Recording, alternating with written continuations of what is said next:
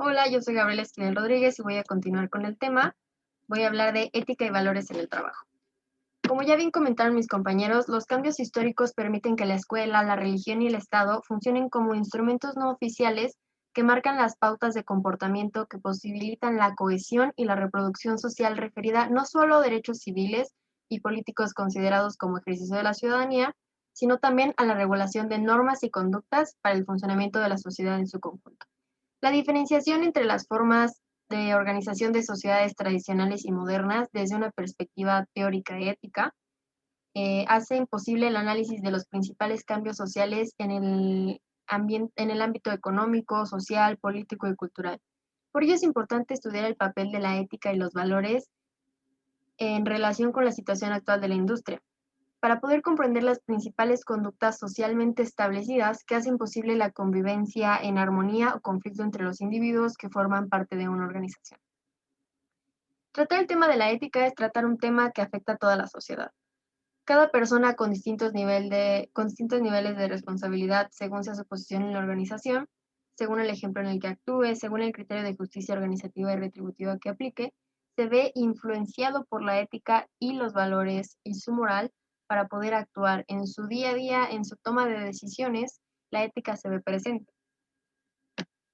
Para nosotros poder analizar la industria, tenemos que hacer la mención de que existimos en una sociedad capitalista. Esta sociedad capitalista emite juicios en forma de sentencias éticas y juicios morales. En todos los ámbitos. En un ambiente profesional tenemos como ejemplo de estos los códigos de ética dentro de las empresas, los códigos de ética por profesión, los dilemas éticos en los avances tecnológicos, etc. Vamos nosotros a analizar primero qué es una sentencia ética, un juicio moral o declaración normativa. Esta es una afirmación que contendrá términos bilaterales, tales como bueno, malo, correcto, incorrecto, obligatorio, permitido, etc. Normalmente uno positivo y uno negativo para nosotros poder condonar una acción. Están referidas a una acción, como menciono, o a una decisión, o incluso también a las acciones de quien actúa o decide algo. Cuando se emplean sentencias técnicas éticas, se está valorando moralmente a personas, situaciones, cosas o acciones.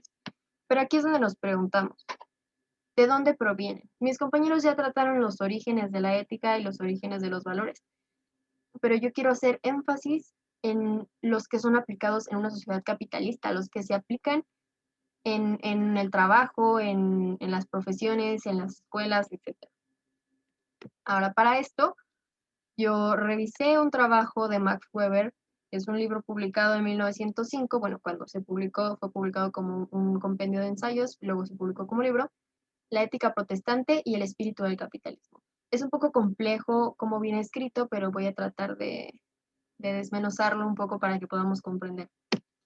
Citando una parte de su libro, dice, la valoración religiosa del trabajo incesante, continuado y sistemático en la profesión, como medio ascético superior y como comprobación absolutamente segura y visible de regeneración y de autenticidad en la fe, tenía que constituir la más poderosa palanca de expansión del espíritu del capitalismo. Vamos a hablar de por qué está entrando al tema la religión y por qué se le llama espíritu del capitalismo.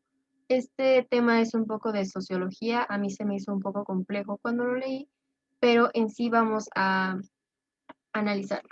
Según Weber, el trabajo es un fin que en sí mismo que permite lo que el capitalismo necesita, que es la acumulación de capital, la acumulación de riquezas.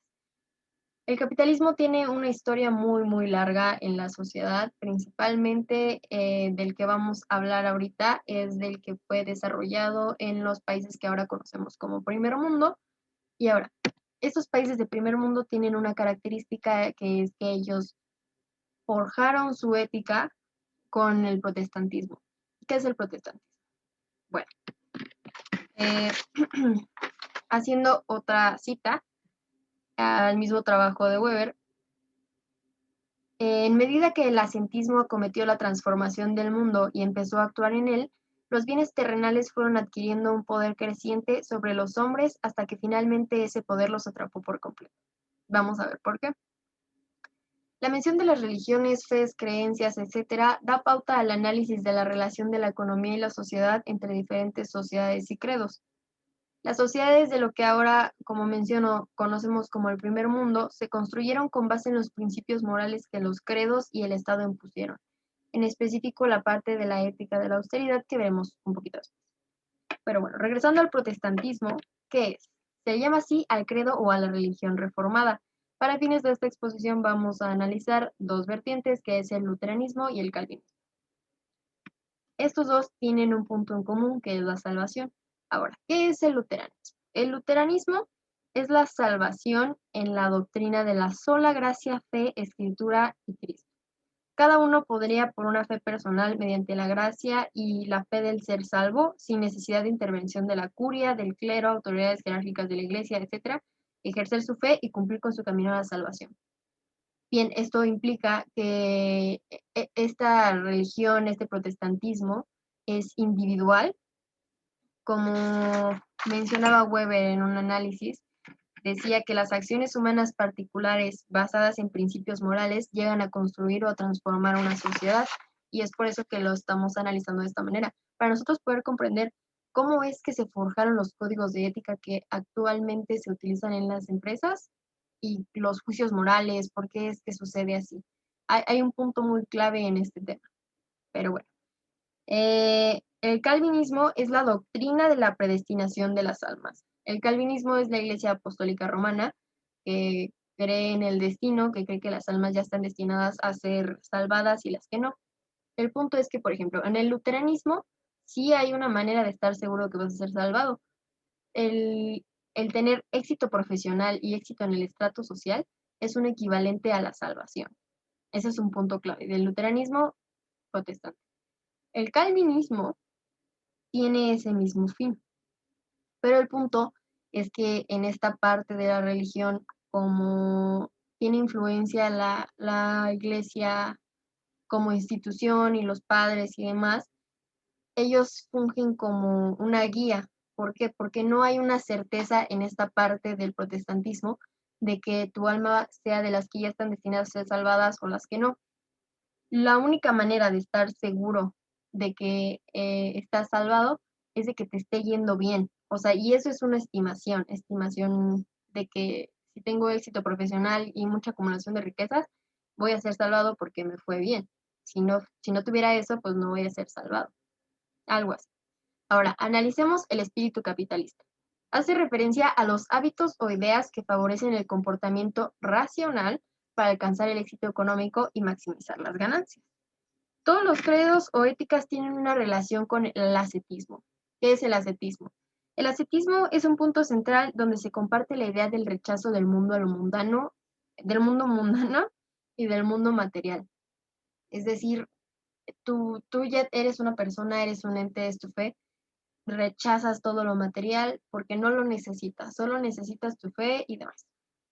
Pero el punto es que la ética protestante, que es esto que influyó mucho en los países primermundistas actuales, es que tenían un tipo particular de acercamiento al ascetismo, que es que ya no se sienten completamente del mismo, sino que se lo apropian o tienen una relación directa con lo mundano en la búsqueda de maximizar el fruto del trabajo, que en sí el trabajo no se ve como una carga, sino se ve como algo deseado, como un don, como algo divino. Este punto del ascetismo es muy importante porque a veces se confunde con la religión normal donde la gente dice, despréndete de todo, las propiedades, despréndete de todo. El punto de aquí del protestantismo es que va ligado. En sí no hay una relación directa entre el protestantismo y el espíritu capitalista, es más como tienen como caracteres parecidos que llevan al mismo fin, que es la salvación, ya sea que estén muy apegados a la religión o que no estén apegados a la religión y a la fe y demás. Como la religión y la educación en su momento fueron una sola institución, no se puede analizar la situación actual de la ética y los valores dentro de la industria, dentro del trabajo, sin poder hacer nota de eso, de que está muy ampliamente influenciado por la religión. Los, los juicios morales, muchos son gracias a la religión. Pero vamos a proseguir. Hablemos de la salvación. La salvación en forma de la adquisición del dinero. en el cual se le da casi el valor supremo a la vida mediante el desarrollo profesional, el trabajo mediante la profesión para obtener ingresos y capital. Eso hace referencia a que la salvación y la adquisición del dinero son uno solo. La acumulación de las riquezas y el éxito en el estrato social son el equivalente a la salvación. Ese es el punto, esa es la meta de la vida de las personas que siguen esta parte de la religión protestante. Ahora, el protestantismo ve la capacidad de centrarse y de desarrollar una profesión a la perfección como un don o una gracia divina, como ya había mencionado, para obtener un mejor estrato social, mejorar la calidad de vida o un perfeccionamiento como persona. Este es un punto clave porque se trabaja de manera racional. Ya veremos ahorita qué es la racionalidad. El enriquecimiento como señal de la predestinación a la salvación eterna. El único criterio de verificar si se es un elegido o no, como mencionaba antes con el calvinismo. O sea, el punto de la salvación es generalmente el mismo, nada más que en el luteranismo, si está seguro, en el calvinismo no está seguro, y lo único que puedes hacer es esperar que. El punto de los dos es alcanzar el éxito económico y social como único fin de la existencia. Y esto a mí me responde una duda. Cuando yo empecé a analizar este trabajo, yo me hice la cuestionante de por qué actuamos como actuamos en una sociedad capitalista, qué es lo que motiva al ser humano a ponderar los bienes materiales y el estatus social como meta principal de su existencia. ¿Por qué tenemos esa motivación? ¿De dónde viene? ¿Cuál es el origen? ¿Por qué se sigue, por qué se sigue ponderando así de esa manera el éxito profesional y los bienes materiales, la adquisición de bienes materiales? Tiene mucho que ver también la parte del monetarismo, la parte del consumismo, de que no hay esta información del consumo responsable, etcétera, pero viene de este punto. Y ya es como educación, es como costumbre el que nosotros creemos y adaptamos y aceptamos que el éxito profesional es un punto clave en nuestra vida. Y ahora hablemos de la racionalidad. Aquí en el protestantismo se habla de que la racionalidad es la manera de trabajar. ¿Pero por qué la manera de trabajar? Es el desarrollo de dicha profesión para ser cada vez más eficientes, y es un punto que vemos mucho en la industria, para hacer confluir medios con fines de tal forma que se maximicen los resultados y con el mínimo trabajo obtener el máximo beneficio. O sea, mejorar y mejorar y mejorar para acumular. Y ahora aquí entra una parte muy interesante, que es la ética de la austeridad. En el calvinismo se ve caracterizado por el poco o nulo gasto de la riqueza acumulada, que es una forma de pensamiento que tienen mucho en los países primermundistas, en los cuales no se da el despilfarro, no se da, sino que se da el ahorro. O sea, se acumula para tener, pero no para gastar. Porque no necesitas gastar, no necesitas el gusto, pero sí necesitas tener el dinero. Necesitas subir en el estrato social para alcanzar el éxito y alcanzar la salvación. Mucha gente ni siquiera está consciente de que de ahí proviene esa motivación. Según Weber, esto dio origen a las grandes fortunas, capitales y demás que son necesarios para el desarrollo del capitalismo industrial en el que estamos viviendo actualmente. Las empresas multimillonarias que siguen produciendo y produciendo, carentes de ética ambiental, de ética laboral, lo que estamos viendo en el fast fashion, la, la ética en general, los valores, la explotación de recursos, la explotación tanto de recursos naturales como de recurso humano, es lo que se ha estado analizando. Y aquí entra esta parte del código de ética. Bien, pero antes de que sigamos ahí, hay que hacer un punto aquí, una observación, de que es que no es directamente la iglesia ni la religión lo que nos ha llevado a tener estos juicios morales, sino ha sido que nosotros como sociedad nos hemos apropiado, bueno, hemos aceptado que la iglesia, la educación y el Estado den la pauta de los comportamientos, nosotros los vamos adaptando, obviamente se va modificando conforme van cambiando los tiempos, conforme se van modernizando las sociedades. Es como lo que vemos con los dilemas éticos de la inteligencia artificial en los avances tecnológicos, de la automatización, etcétera.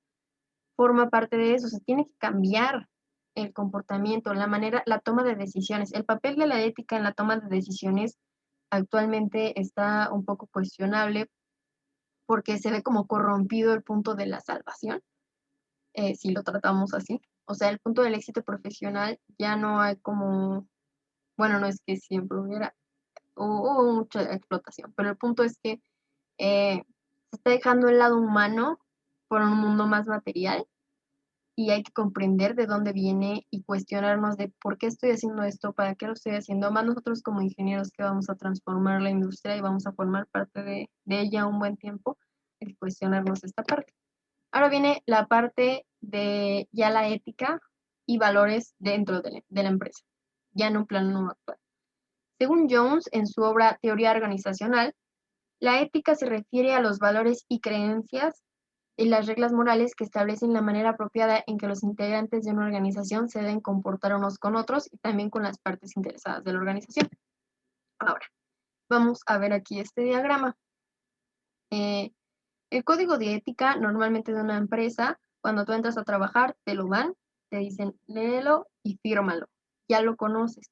Se ha hecho mucha difusión y además las empresas están invirtiendo mucho en esta parte de la teoría organizacional, de la ética organizacional, porque quieren mejorar la eficiencia de sus empresas. Obviamente el punto es generar y generar y generar. ¿Por qué? Porque ese es el interés. El interés, por ejemplo, de los accionistas es buscar dinero en forma de rentabilidad y aumentar el valor de la empresa, ¿no? Aquí entra una parte muy curiosa de que muchas veces el código de ética es lo que rige los conflictos de intereses dentro de las empresas, porque los intereses de los accionistas, de los directores y de los colaboradores no van a ser los mismos. Puede que sí, pero en un diferente nivel, porque todos experimentamos esto de manera diferente. O sea, la experiencia individual no define la colectiva. Por ejemplo, los de la dirección en la empresa buscan buenos sueldos, buenos bonos y muchas veces poder. Los colaboradores, que vendrán siendo los profesionistas, buscan tranquilidad, salarios dignos, posibilidad de desarrollo y estabilidad. Y esto implica que muchas veces no van a estar de acuerdo con las decisiones que se tomen en la organización, porque todos se van a ver afectados de diferente forma por el diferente punto donde están y la meta que tienen. Los colaboradores, los profesionistas de nivel no bajo, o sea, los trabajadores, normalmente están buscando desarrollo y estabilidad. Si hacen una reestructuración en la empresa y no sé, hay recorte de personal, pues obviamente se van a ver afectados y no van a estar de acuerdo. Y ahora aquí entra una parte muy interesante que es como con la influencia de la globalización, los códigos de ética se ven normalizados. Estos códigos ya vienen acompañados de normas y procedimientos que le indican al colaborador o al director la manera de actuar cuando un individuo está comportándose fuera del código de ética. Ya está normalizado. O sea, tiene que haber como una regla general para todas las organizaciones y la industria y demás, porque si no, cada quien estará emitiendo su propio juicio. Es por eso que nosotros hemos adaptado y hemos aceptado muchos de los juicios morales y reglas y leyes, etcétera, porque no todos podemos tomar decisiones de esa índole. Por ejemplo, me comentaba una compañera que pues si no nosotros no nos adaptáramos a esas reglas, cualquiera mataría a quien quiera, ¿no? Y pues sí, realmente sí. Nosotros nos hemos ido adaptando porque tenemos que existir en esta misma sociedad, no podemos salirnos de la sociedad. Bueno, sí podemos, pero no. Bueno, ahora una parte curiosa aquí también que entra dentro del código de ética, ya no de la industria, más bien sería como bueno, sí, de la industria, pero no del trabajo, sería de la tecnología. El innegable impacto de la tecnología en sus múltiples manifestaciones ha ido alcanzando al mundo contemporáneo. Ya hemos llegado al punto en el que el comportamiento social no se puede entender fuera del contexto de que la tecnología añade a la vida en todos sus órdenes. Es lo que comentaba previamente con la inteligencia artificial, con la automatización. Nosotros como ingenieros tenemos un código de ética de profesión. Se nos dan estas materias de humanidades para que nosotros comprendamos que no podemos despegarnos del lado humano. Sí podemos automatizar la mayoría de los procesos, sí, pero también tienes que comprender lo que eso va a ser, la consecuencia. Y no necesariamente las consecuencias son negativas. Muchas veces son consecuencias positivas donde, por ejemplo, el operador que operaba una máquina se va a tener que especializar en reparar la máquina, que, que ahora está sustituyéndolo haciendo su trabajo. Pero, ¿qué pasa si esa persona no se puede seguir preparando? ya se quedó sin trabajo. Y ahora ya tienes una consecuencia, no solo de él individual, sino porque muchas veces eh, el panorama individual se ve como muy cerrado porque no hay más opciones. Muchas personas no se pueden dar el privilegio, el lujo de estudiar y trabajar. Muchas veces es trabaja y sobrevive. Entonces, si tú le quitas el trabajo a esa persona que está en esa situación y le dices, ¿sabes qué? Estudia, ya hay un dilema ético. O sea, sí, idealmente, pues estudia y prepárate, pero no puedo yo hacer eso como ingeniero porque no es humano. No es humano de mi parte, mis valores no me lo permiten, bueno, ya cada quien tiene su juicio moral, pero un ejemplo de la parte de la automatización es uno de los dilemas éticos más grandes, por ejemplo, la clonación, está restringidísima la clonación, ha habido unos avances tecnológicos muy interesantes, pero se está tratando el dilema ético y ahora estamos tratando con un dilema nuevo que, según lo que yo he estado leyendo e investigando, es que todo lo que nosotros avanzamos tecnológicamente nos está presentando un reto porque nos está sobrepasando el conocimiento que nosotros mismos diseñamos y lo que nosotros mismos estamos poniendo en el plano terrenal, vaya. Bueno, pero este ya es parte del tema de mi compañero Pablo, que nos va a hablar de los retos en la actualidad. Yo quería poner esa parte de que se comprendiera, o al menos teóricamente, porque no hay una verdad absoluta, eh, de dónde proviene este ímpetu del éxito profesional y la adquisición de bienes materiales y la acumulación de riquezas, de dónde proviene esta ética del capitalismo. Pues eso es todo por mi parte. Continuamos con Pablo.